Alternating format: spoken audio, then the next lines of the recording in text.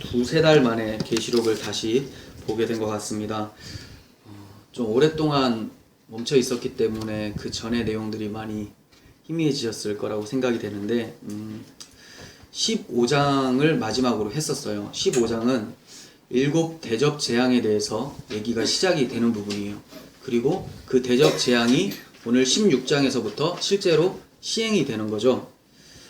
이전까지 언급한 재앙은 7 인 재앙이 있었고 7 나팔 재앙이 있었어요. 그리고 이제 세 번째 7 대접 재앙이 나타나는 거죠. 7번째 나팔이 울린 후에 요한이 보게 되는 환상이 7 대접 재앙이에요.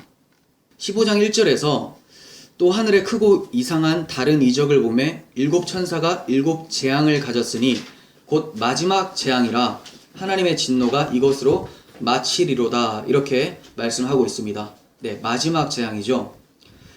그런데 우리가 지금까지 계시록을 살펴본 것을 생각해 보면 15장 말씀 드릴 때도 말씀을 드렸던 것 같은데 이게 시간 순서대로 되어 있지 않다는 거예요. 재앙은 크게 인재앙, 나팔재앙, 대접재앙이 있었잖아요. 근데 각 재앙 끝에는 세상이 멸망되는 것처럼 표현이 되어지고 있어요. 시간 순서대로라면 더 이상 심판할 것이 없어지게 돼요. 왜냐하면 마지막에 항상 마칠 때 하늘이 두루마리같이 말려 들어가고 이제 세상이 변화되는 것처럼 나타나기 때문에 또다시 심판할 무언가가 생겨야 되기 때문에 이것을 나선형 계단처럼 이렇게 같은 것을 여러 각도에서 살펴보는 것으로 보는 것이 좋다고 보여집니다. 그래서 마지막 재앙이라고 이렇게 표현을 하고 있는데, 그러면 마지막 재앙은 마치 제일 끝에 있어야 될 재앙처럼 느껴지잖아요. 그런데 그런 것보다는 이제 이것으로 재앙에 대해서 더 이상 언급하지 않겠다라고 하는 마지막 재앙으로 보시는 게 좋을 것 같아요. 물론 강도도 점점점 세져요. 인재앙, 나팔재앙, 대접재앙이 점점 강도도 세지고 좀 마지막을 상징하는 말세에 있을 강한 재앙을 상징하기도 합니다. 그렇지만 인재앙이나 나팔재앙이나 대접재앙은 항상 우리 가운데 계속 있어 왔었고, 굳이 이렇게 강하게 표현하는 이유는 그만큼 이제 때가 가까이 왔고 너희들이 회개하지 않으면 심판이 이른다라는 것을 강하게 하나님께서 계시하기 위해서 마지막 재앙이라는 단어를 쓰고 있다는 거예요.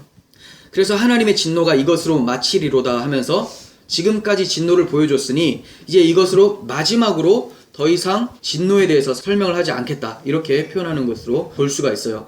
그러면 인, 나팔, 대접 재앙의 순으로 점점 강도가 강해지는 것은 회개가 긴박하다라는 것을 말씀함이라는 것을 알게 되고, 이러한 나선형 구조로 살펴보게 된다면 요한이 본 그 마지막 재앙이라는 것은 마지막으로 본 재앙으로, 마지막으로 하나님이 보여준 환상으로 보시는 것이 전체 문맥에서 맞다는 거죠. 하지만 말씀드린 대로 가장 강한 재앙이 대접 재앙이에요. 그래서 이 재앙을 통해서 마귀의 통치하에 있는 모든 세상을 일컫는 단어를 큰 성 바벨론이라고 하는데, 그 큰 성 바벨론이 멸망하는 것으로 표현을 하고 있어요. 그만큼 강력한 하나님의 경고의 메시지죠. 하나님께서 대접 재앙을 굳이 기록하고자 하는 이유가 무엇입니까? 믿지 않는 자들에게는 경고하심을 통해서 마지막으로 회개의 기회를 주고 계시는 거고, 믿는 우리들에게는 말세가 가까이 왔으니 믿음을 지키고 그 복음을 전하면서 경고하고 많은 사람들을 하나님 품으로 돌아오게 하는 사명을 주고 계시는 거죠. 그러니까 두 가지가 동시에 일어나고 있어요. 불신자와 신자들에게 메시지가 향하고 있다는 거죠. 이러한 기록 목적에 맞는 반응이 우리에게 일어나기를 기대하면서 대접재앙이 어떠한 내용들로 구성되어 있는지 살펴보도록 하겠습니다. 1절을 보시면 또 내가 들으니 성전에서 큰 음성이 나서 7 천사에게 말하되 너희는 가서 하나님의 진노의 7 대접을 땅에 쏟으라, 이렇게 말씀하세요. 7 천사에게 하나님께서 진노의 대접을 쏟으라, 이렇게 명령이 나가고 있죠. 근데 하나님이 그 말씀을 하실 때 음성이 크다, 이렇게 얘기를 해요. 큰 음성. 그냥 평상시에 하나님이 말씀하시되 이렇게 할 수가 있는데 큰 음성이라는 단어를 쓰고 있다는 거예요. 16장에만 크다라는 단어가 여러 번 나옵니다. 큰 음성, 큰 날, 큰 지진, 이런 것들이 나와요. 그리고 7 천사에게 너희는 가서 쏟으라, 이렇게 얘기하고 있는데 어떤 느낌이죠? 큰 음성으로 가서 쏟으라. 긴박감을 보여주고 있죠. 그리고 단호하고 엄숙한 분위기가 나타나고 있습니다. 지금까지 인과 나팔 재앙을 상고했는데 인을 뗀다. 그러니까 드러낸다, 개봉한다 이런 느낌이 있죠. 그리고 나팔을 분다라는 것은 경고의 메시지가 있어요. 그러나 진노의 대접을 쏟으라는 말은 뉘앙스가 어떻습니까? 이제 끝난다. 하나님이 부어 없는다라는 느낌을 가지고 있죠. 마지막이에요. 우리는 하나님이 진노의 대접을 쏟는다고 하면 거기에만 초점을 두면서 야, 하나님 너무하신 거 아닌가 이렇게 생각이 될 수가 있는데 하나님은 땅에 쏟는 진노를 먼저 쏟으신 적이 있다는 거예요. 근데 이게 전체 사람이 아니라 오직 한 사람에게 쏟으셨다는 거예요. 무엇입니까? 예수 그리스도 하나님의 어린 양에게 하나님의 진노가 쏟아진 겁니다.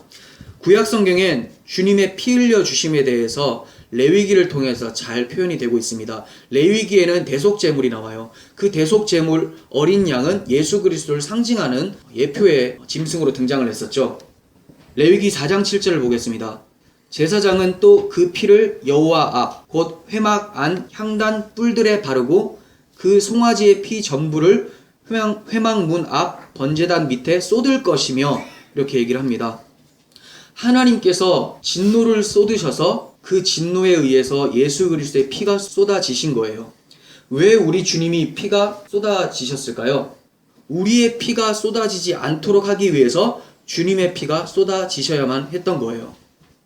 하나님께서는 많은 사람들의 피를 요구하지 않으십니다.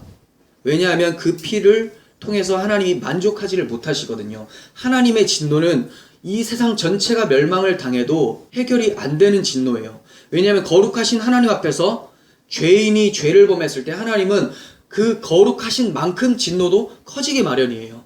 우리가 어느 정도 죄가 있는 사람에게 죄를 저지르면 그 사람 앞에서 아유 저런 사람들 앞에서는 죄를 지어도 괜찮아 이런 얘기가 다가오죠. 그런데 너무나 거룩하고 흠이 없는 사람한테 어떻게 저 사람한테 저런 일을 할 수가 있냐 이렇게 표현이 되죠. 그와 같이 하나님의 거룩함은 끝이 없기 때문에 하나님의 진노도 끝이 없다라는 것을 아셔야 돼요. 그래서 하나님께서는 많은 사람의 피를 요구하신 것이 아니라 하나님 자신의 피, 하나님 아들의 피를 요구하신 거죠. 그것을 통해서 하나님의 모든 진노를 그 아들에게 쏟아 부으신 거예요. 그리고 우리에게 주어진 것이 무엇입니까? 예수의 피가 쏟아지심으로 하나님의 사랑이 우리에게 쏟아내린 거죠. 저는 이 장면을 자주 묵상을 하게 됩니다. 하나님께서 십자가 위에서 자기 아들에게 진노를 쏟아내리시고 예수의 피가 그 밑으로 쏟아져 내리게 되고 그 밑에 구경하며 조롱했었던 자들에게 그 피가 떨어지게 되는 모습. 언약궤의 모습이죠. 언약궤의 어린 양의 피가 쏟아지고 그 안에 인간의 죄를 상징하는 두 돌판과 만나 담은 항어리 10계명의 그 죄악들이 다 덮여지게 된다는 거죠. 우리에게 쏟아내린 것은 심판이 아니라 사랑이었어요. 근데 우리가 어떻게 그 사랑을 쏟아 부음을 받게 되었느냐? 예수님의 피 쏟아짐으로 말미암음이라는 거예요.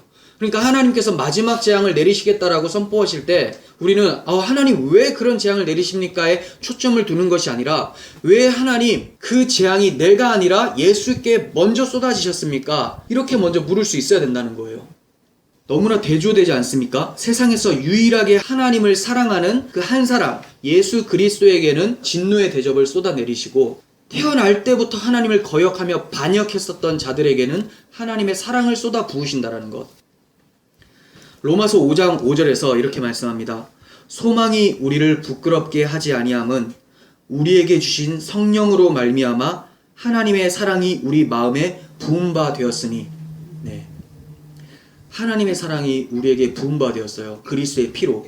그리고 그 사랑이 우리에게 부은 바 되었음을 알게 하기 위해서 성령을 부어주셨던 거예요. 사도행전 2장 17절은 이렇게 얘기합니다. 하나님이 말씀하시기를 말세에 내가 내 영을 모든 육체에게 부어주겠다. 부어주시는 이유가 무엇입니까? 내가 너희들에게 쏟아 부어야 할 그 진노의 대접을 내 아들에게만 쏟아 부었다. 그리고 그 피를 통해서 너희에게 사랑이 흘러가도록 만들었다라는 것을 알게 하기 위해서 성령께서 오셨다는 거예요. 그러니까 여러분들께서 성령 받은 증거는 뭐냐면 그리스도의 피 흘리심이 나를 위한 피 흘리심이라는 것을 깊게 묵상하고 눈물 흘리고 감격할 수 있는 그것이 바로 성령 체험을 한 사람이라는 거죠. 하나님께서 우리에게 이렇게 사랑을 부어주셨어요. 그리스도의 피 흘리심으로 인하여서. 그런데 이제 본문을 통하여서는 진노의 대접을 쏟으시겠다고 말씀하고 계세요. 이 진노의 대접의 재앙들을 살펴보면 출애굽 때 애굽에 내린 재앙들과 상당히 비슷합니다. 우리는 15장에서 진노의 대접을 통과한 사람들이 찬양하는 모습을 보았어요. 예전에 해서 기억이 잘 안 나시죠? 그 진노의 대접을 통과한 자들이 무슨 노래를 하게 돼요. 그 노래를 두 가지 이름으로 불렀었는데 기억이 나십니까? 모세의 노래, 어린 양의 노래. 이 두 노래는 이름은 다르지만 내용은 같다고 했죠. 모세가 언제 노래했습니까? 출애굽기 15장에서 홍해를 통과한 후에 찬양을 해요. 근데 왜 모세의 노래로 그치지 않고 어린 양의 노래로 또 이름을 붙일까요? 출애굽하게 된 힘이 어디서 나왔느냐? 모세가 이렇게 노래할 수 있는 근거가 어디 있었느냐? 어린 양을 통해서 주어졌다는 것을 얘기하는 거죠. 6월절 문설주의 피 흘림을 통해서 그들이 나왔다라는 것을 노래하는 거예요. 그러니까 출애굽의 사건은, 홍해 가른 사건, 6월절 피 사건은 하나님의 진노를 받아야 될 인간들에게 진노가 떨어지지 않고 어린 양에게만 진노가 쏟아져서 그들이 하나님의 백성으로 나올 수 있다는 것을 얘기한 거잖아요. 이건 바로 하나님의 진노를 받아야 되는데 어린 양 예수 그리스도에게 피가 쏟아지고 우리는 하나님의 백성이 될 수 있다는 것을 구약성에서 그림자로 보여줬던 사건이었던 거예요. 그래서 애굽에서 내린 10가지 재앙 중에 6번째 악성 종기 나는 재앙이 있는데 이게 바로 첫째 대접이 쏟아질 때 나타나는 현상과 같은 모습이에요. 그러니까 애굽 재앙이 있었던 이유가 뭔가? 마지막 온 세상 심판을 상징하기 위해서 구약 성경에 하나님께서 가리켜 보여주셨던 것이죠. 2절 보시면 첫째 천사가 가서 그 대접을 땅에 쏟음에 짐승의 표를 받은 사람들과 그 우상에게 경배하는 자들에게 악하고 독한 종기가 나더라. 네, 이게 6번째 애굽 재앙이거든요. 그리고 심판의 대상자도 애굽 재앙에서는 어디로 국한되어 있었습니까? 애굽 지역에 국한되어 있었어요. 그런데 첫 번째 대접 재앙에서도 짐승의 표를 받고 우상에게 경배한 자들에게 한정이 되어 있는 것을 보게 돼요. 3절 보시면 둘째 천사가 대접을 바다에 쏟는데 바다가 곧 죽은 자의 피같이 되니 바다 가운데 모든 생물이 죽더라. 셋째 천사가 그 대접을 강과 물의 근원에 쏟으니 피가 되더라.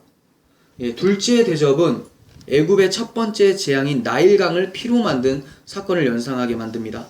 셋째 대접도 마찬가지고 강물이 피가 되죠. 이것은 불신세계의 경제 시스템을 파괴한다라는 뜻으로 볼 수가 있습니다. 사람들은 강과 바다에서 식수와 먹을 것을 구합니다. 상업과 무역이 많은 부분에서 땅보다는 해상으로 옮겨져 가고 이동되는 모습을 발견하게 돼요. 그래서 역사의 문명도 바다를 중심으로 이루어졌습니다. 역사를 지중해 시대, 대서양 시대, 태평양 시대로 나누는 것도 이와 같은 이유에서 그래요. 바다를 지배하는 나라는 세상을 지배하는 나라라고 생각을 했었던 만큼 바다는 굉장히 중요하고 사람들의 경제에 대해서 충족시켜주는 그런 장이었어요. 그런데 하나님께서 이러한 바다와 강을 치신다고 하시는 거죠. 인간이 의지하고 있었던 힘들을 꺾으신다라고 볼 수가 있습니다. 왜 이렇게 하나님께서는 인간이 의지하고 있었던 바다, 강, 물 없으면 살 수 없지 않습니까? 사람들이 생각할 때 꼭 필요하다라고 생각하는 이것들을 다 꺾으실까요? 너희들이 생각하는 것이 생명이 아니라 하나님이 생명이라는 것을 말씀해 주시는 것이고 끝까지 하나님을 대적하고 자신들의 힘을 의지하고 있었던 자들에게 심판을 보응하시는 것이죠. 그런데 이렇게 심판이 쏟아짐을 보여주시다가 갑자기 셋째 천사가 찬양하기 시작을 합니다. 근데 그 이유가 뭘까? 계속 쏟으면 되는데 넷째 천사가 바로 등장을 하면 되는데 셋째 천사가 쏟다가 찬양을 막 해요. 찬양의 내용을 관찰해 보면 모두가 심판의 의로움과 합당함에 대해서 노래를 하고 있는 것을 보게 돼요. 5절 끝에 부분도 이렇게 심판하시니 의로우십니다. 6절 마지막에도 그들에게 피를 마시게 하는 것이 합당합니다. 7절 마지막에도 심판하시는 것이 참되시고 의로우십니다. 네, 이게 초점이죠. 참되시고 의롭고 합당하다라는 것을 보여주시는 거예요. 그러니까 우리 입을 막게 하시는 거죠. 심판하면 스스로 왕된 모든 사람들은 굉장히 기분 나빠요. 왜 그렇습니까? 왕이 심판을 당합니까? 왕은 심판하는 입장이에요. 근데 심판한다고 하니까 내 위에 자기 어떤 왕이 있다라는 것을 생각하니까 기분이 굉장히 나쁘죠. 근데 하나님께서는 입을 막게 하세요. 이건 의롭고 합당하고 참된 것이다. 우리는 심판이 의롭다고 하니까 우리는 심판에만 초점을 둡니다. 하지만 심판보다 먼저 구원이 있다라는 것을 기억을 해야 돼요. 그러니까 먼저 행해 주신 구원이 의롭기 때문에 그 구원을 받지 못한 자들에게 행해지는 심판도 의롭다고 말씀을 하시는 거예요. 로마서 3장 25절에서 26절 보겠습니다. 이 예수를 하나님이 그의 피로써 믿음으로 말미암는 화목 제물로 세우셨으니 이는 하나님께서 길이 참으시는 중에 전에 지은 죄를 간과하심으로 자기의 의로움을 나타내려 하심이니. 무엇으로 의로움을 나타내시려고 하신다고요? 자기 아들을 피 흘리게 하심으로 화목 제물로 세우셔서 자기의 의로움을 나타낸다는 거예요. 예수님을 십자가에서 죽이신 것이 하나님의 의를 드러내는 거라는 거예요. 왜 그렇습니까? 죄를 지은 인간이 있는데 이 죄인에게 죄를 심판하지 않는다면 하나님은 불의한 자가 되는 거죠. 이들을 해방시켜 주시기 위해서, 사랑하기 때문에 구원해 주시기 위해서 반드시 어떠한 심판이 필요하다는 거죠. 죄값을, 그 죄값을 예수에게 지불하셨기 때문에 의롭다는 거예요. 하나님이 그냥 너는 구원 이렇게 바로 죄인을 풀어주시는 것이 아니라 죄에 대한 값은 지불하시면서 죄인을 풀어주시기 때문에 의로운 심판이었다. 이렇게 말씀을 하시는 겁니다. 26절, 곧 이때에 자기 의로우심을 나타내사. 자, 하나님이 십자가에서 의로움이 나타나셨죠. 자기도 의로우시며 또한 예수 믿는 자를 의롭다 하려 하심이라.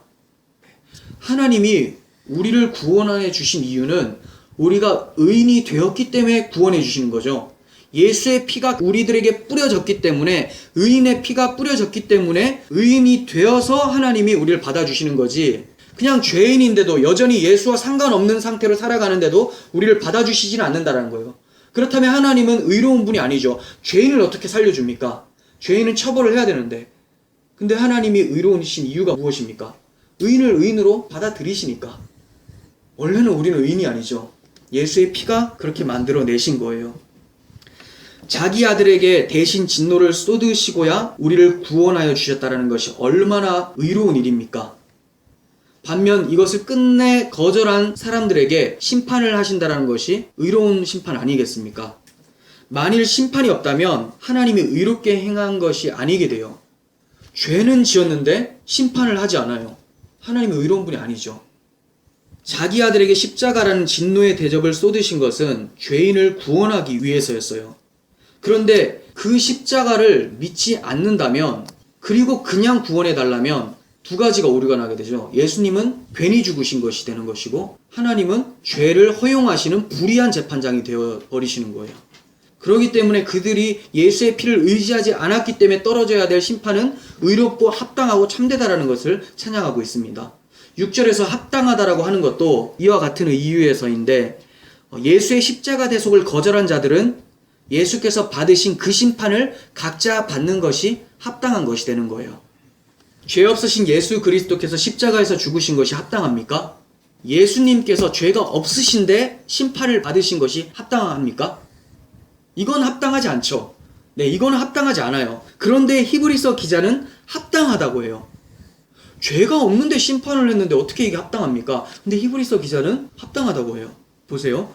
히브리서 2장 10절. 만물이 그분을 위하고 또 만물이 그분을 통해 창조되었다.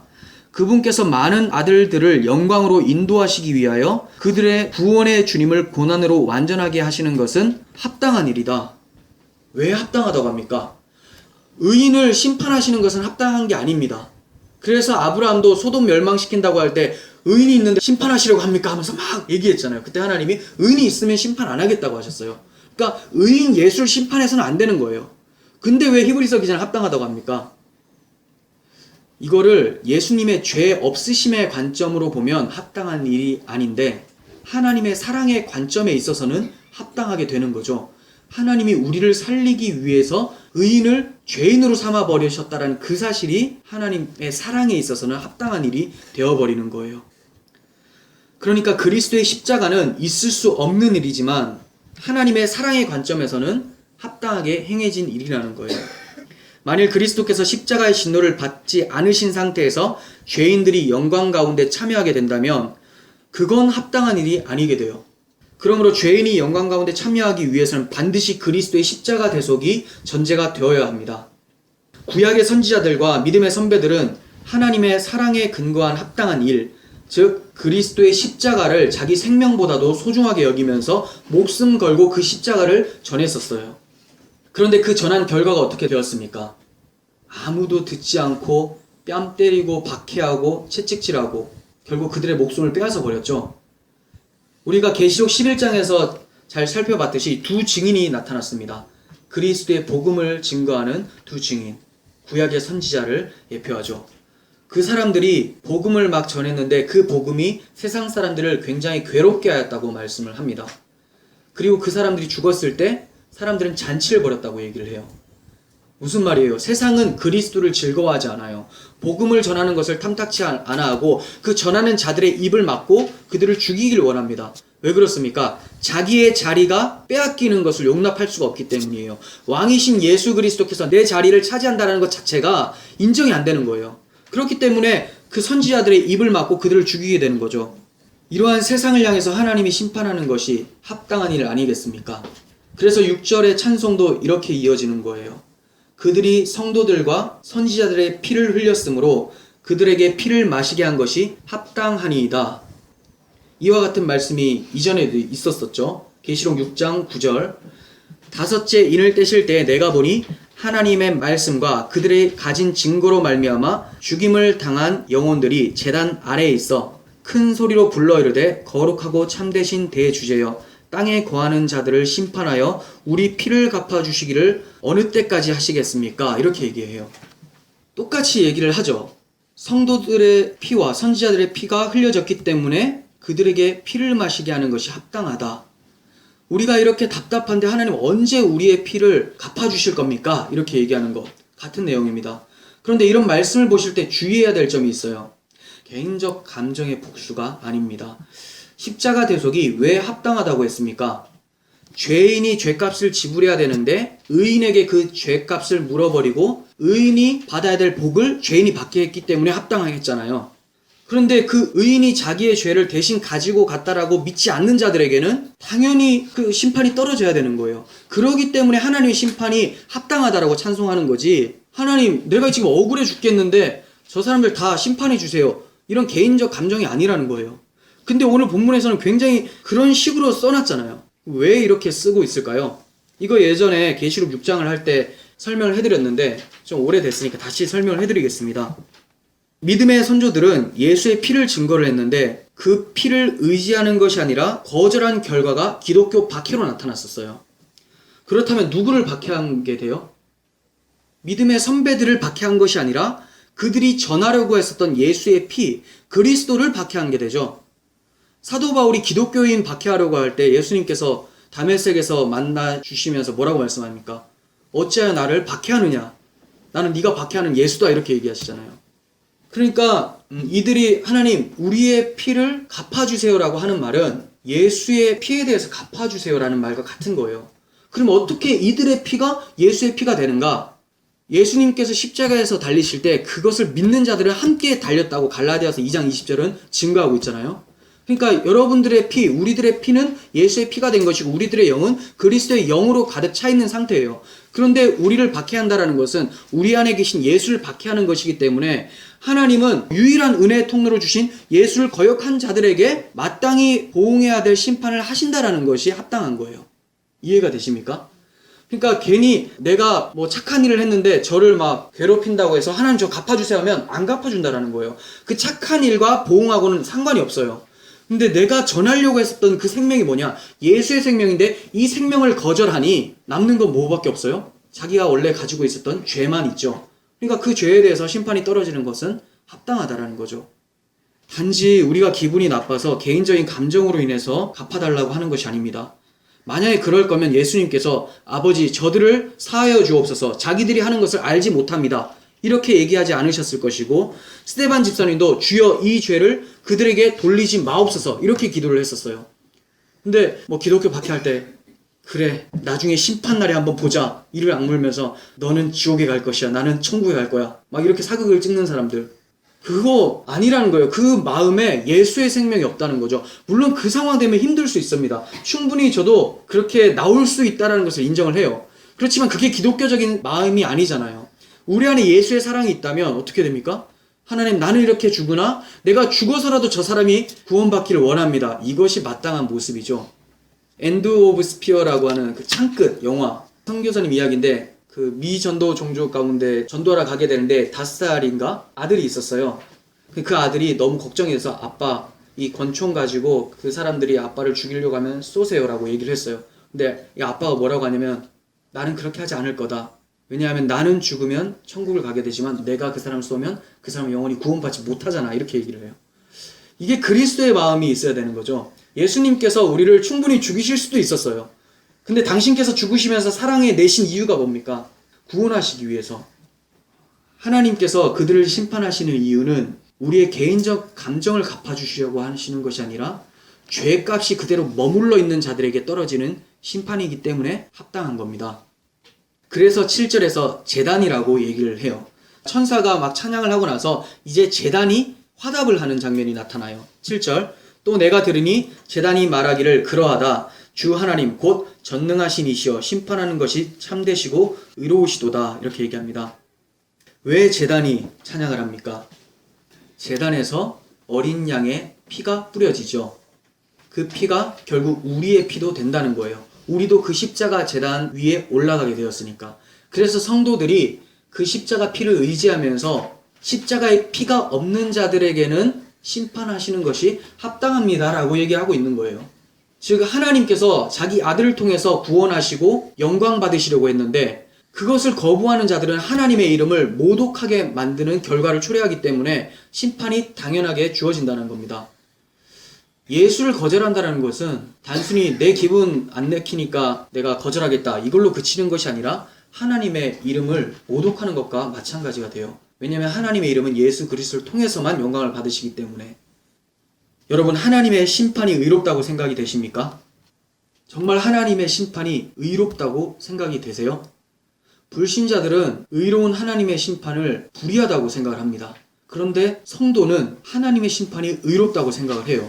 지금 나에게 그 심판이 떨어져도 하나님의 심판은 참되십니다라고 고백하는 자들이라는 거예요. 고백을 했잖아요. 제단이 찬양한 것처럼 우리도 그렇게 찬양할 수 있어야 돼요. 저들에게 떨어지는 것이 의롭습니다 정도가 아니라 나에게 떨어지는 것도 의롭습니다라고 고백할 수 있어야 된다는 거죠. 그런 자들이 자기를 죄인으로 인식하기 때문에 그런 고백이 나오는 거죠.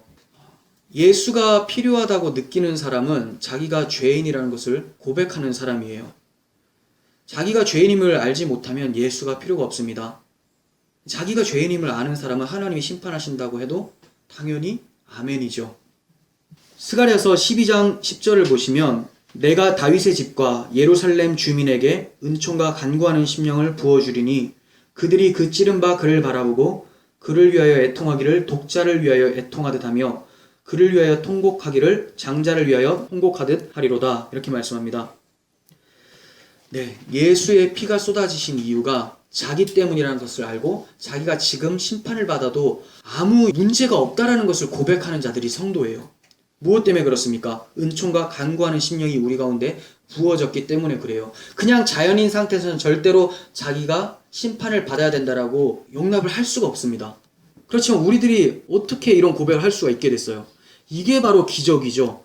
모든 사람들은 이걸 거부하게 마련인데 우리들은 이걸 합당하다, 참되다라고 고백할 수 있는 것이 기적인 거예요. 그러니까 다른 기적을 좀 생각하지 마시고 가장 큰 기적, 오늘도 내가 눈을 떴더니 예수가 필요하고 예수 없으면 심판이라는 것을 고백할 수 있는가?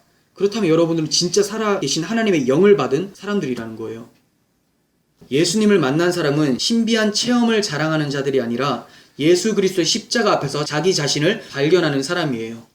그 십자가 앞에서 자신이 저주를 받아 마땅하다라는 것을 고백하는 자들이에요. 그들이 진짜 예수를 믿는 자들이죠. 결국 그들의 입에서 십자가만을 자랑하고 하나님의 심판은 참되고 의롭다라고 고백하게 됩니다. 이것이 하나님을 만난 사람. 나는 하나님을 만났다고 엄청 사람들이 많이 얘기를 합니다. 근데 그 증거가 바로 이거예요. 너는 너 자신을 어디서 발견하느냐? 십자가 앞입니다. 이게 하나님을 만난 사람이죠. 그거 외에 하나님을 만났다라는 거 기독교적 믿음이 아닙니다. 여러분, 그리스도의 십자가 대속을 거절하며 박해하는 세상에 대해서 탄식하고 계십니까? 하나님께서는 의롭고 합당하게 갚아주실 거예요. 그 날이 바로 대접이 쏟아지는 날, 십자가의 진노가 쏟아지는 날이에요. 교회는 그때까지 열심히 그리스도의 복음을 전하면서 그리스도의 피를 흘리면서 살아가야 돼요. 그리스도를 전하면 마땅히 피가 흘려집니다. 스데반의 피가 흘려진 것처럼, 의인 아벨의 피가 흘려진 것처럼, 수많은 선지자들의 피가 흘려진 것처럼, 그리스도께서 피를 흘리신 것처럼 복음에는 항상 희생이 따라가요. 제일 먼저는 나에게 먼저 희생이 따라가죠. 복음을 전하려니까 뭐가 부인되어져야 돼요? 먼저 나부터가 부인되어져야 되고, 또 세상 가운데 복음을 전하다 보니까 그 사람들이 그리스도를 부인하다 보니까 나까지도 죽이게 된다라는 거예요. 그러한 고난이 따를지라도 우리가 복음을 전파해야 되는 이유가 무엇입니까? 계시록 목적 자체가 돌아오라 하잖아요. 돌아오라. 성도들에게는 승리한다. 불신자들에게는 돌아오게 하게끔 하는 것이 계시록의 목적이에요. 그런데 그들의 돌아옴은 재앙으로 되는 것이 아니기 때문에 복음 전파가 필요한 거예요. 출애굽할 수 있었던 근거가 뭡니까? 어린 양의 피죠. 10가지 재앙들로 바로가 꼼짝 못한 것이 아니라 문설주의 어린 양의 피를 통해서 바로가 묶여지게 되고 이스라엘 백성이 나올 수 있게 되었다는 거죠. 이와 같이 우리도 세상 사람들이 하나님께 돌아오게 하려고 하면 그리스도의 피를 전해야 되는 거죠. 복음이요.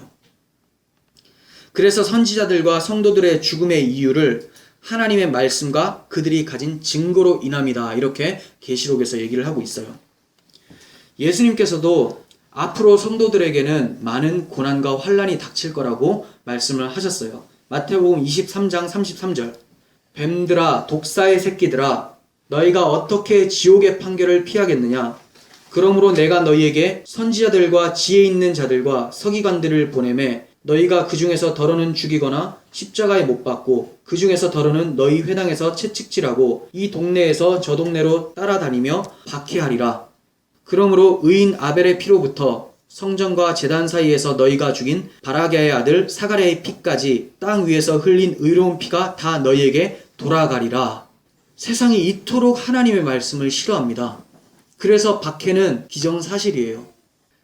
예수 안에 속하는 것을 싫어하기 때문에 박해가 일어납니다. 스스로 존재하고 싶어하기 때문에 그래요. 그러니 복음을 전할 때 우리가 의지해야 될 것은 우리의 입술, 우리 말의 능력이 아니라는 거죠. 아무리 그렇게 해봐도 사람들은 마음을 안 열어요. 박해해요. 무엇을 의지해야 됩니까? 세상 사람들이 예수를 믿는 것이 불가능하잖아요. 불가능한데 그 가능케 하는 힘이 뭡니까? 성령의 거듭남의 역사죠. 그러니까 우리가 복음을 전할 때 내가 말 잘하니까 나가겠다. 이거 성경 꽉 가지고 있으니까 다 외우고 있으니까 나가겠다. 이게 아니에요. 내가 전하는 이 입술 그리고 이 말씀을 그들이 받아들일 수 있도록 성령께서 도와달라고 이렇게 기도하면서 나갈 수 있어야 된다는 거예요. 사람으로는 할 수 없으되 오직 하나님만이 하실 수 있다. 그런데 무서운 것은 예수님께서 선지자들을 보내면 박해할 것이다 이렇게 얘기했는데 이 대상자, 이 말을 들은 사람이 누굽니까? 화 있을 진저 외식하는 서기관과 바리새인들이요. 하나님을 잘 섬긴다고 하는 사람들에게 지금 이 경고가 주어지고 있는 거예요. 하나님의 의로운 심판은 시행될 것입니다. 그러나 그때 우리의 이름이 외식하는 서기관과 바리새인들의 이름 가운데 있지 않기를 간절히 바랍니다. 누가복음 18장 8절에서 내가 너희에게 이르노니 속히 그 원한을 풀어주시리라. 그러나 인자가 올 때 세상에서 믿음을 보겠느냐 이렇게 말씀하셨어요. 그만큼 주님이 다시 오실 때 믿음은 식어져 가고 다 외식하는 서기관과 바리새인들의 이름 가운데 있게 된다는 것을 말씀을 하고 있는 겁니다. 우리 자신을 돌아봐야 돼요. 나는 그냥 복음을 전하는 일을 충실히 해야 되겠다. 이것만이 다가 아닙니다. 그 전하는 나는 도대체 어디에 이름이 새겨져 있나? 그리스도 안에 새겨져 있나? 아니면 서기관과 바리새인 이름 가운데 새겨져 있나? 오늘 본문 말씀은 신자와 불신자 두 측면으로 다 느끼고 묵상을 해야 돼요. 그냥 우리가 성도니까 나는 복음을 전하는 자로만 살아야 되겠다. 그게 아니라는 거예요. 나도 불신자적인 측면이 계속해서 드러나고 있고 그럴 때 나의 모습을 보고 다시 한번 회개함으로 하나님 앞에 나아가게 되고 그 충만한 가운데 다시 복음을 전하게 되고 이러한 모습들이 계속 펼쳐져야 됩니다. 말세가 가까이 왔으니 박해를 각오하고 더욱 복음을 전하면서 하나님 나라를 확장해야 되는 사명과 또 진노의 대접 심판이 넘어간 자가 아닐 수 있다라는 긴장감으로 다시금 예수 그리스도의 십자가를 붙잡아야 될 거예요. 끝으로 시편 75편 8절을 보도록 하겠습니다. 주님은 거품이 이는 잔을 들고 계신다. 잔 가득히 진노의 향료가 섞여 있다. 하나님이 이 잔에서 따라주시면 이 땅의 악인은 모두 받아 마시고 그 찌꺼기까지 핥아야 한다. 아멘. 이런 무서운 하나님의 심판은 반드시 일어납니다. 창조를 시작하신 하나님은 새 창조도 이루어내십니다. 그렇기 때문에 이 심판은 기정사실이에요. 이 심판이 떨어질 때 하나님의 심판은 의롭고 합당합니다. 참되십니다. 이렇게 고백할 수 있는 우리들이 되었으면 좋겠습니다. 기도하겠습니다.